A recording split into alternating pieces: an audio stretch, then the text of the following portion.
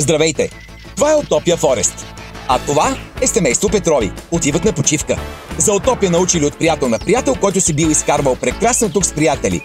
И докато Тони паркирал и се радвал, че има къде да зареди любимият си електрически автомобил, децата вече били в басейна. С дрехите. Това не се харесало много на Ани, но какво пък? Нали са на почивка?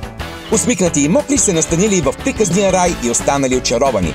Децата щурели и се забавлявали, Ани се наслаждавала на спато, Тони може спокойно да изпие заслужена бира, докато довършва опорената сделка на верандата, а после дори да разпусне на хамаче в гората.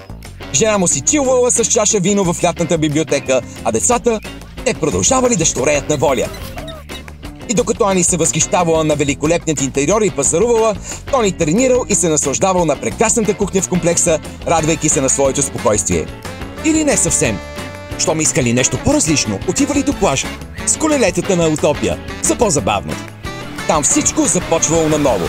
Коктейли в заведението, водни атракции, джетове, уейкборд в Уейк парк Бургас. Дори имало и остров наблизо, Света Анастасия. Прекрасен за разходки и снимки. А така, това е Утопия Форест и между другото, аз се изкарвам незабравимо тук с моето семейство, а вече и с новите ни приятели семейство Петрови. Защото какво е почивка без нови запознанства? Утопия Форест. Гора с мирис на море.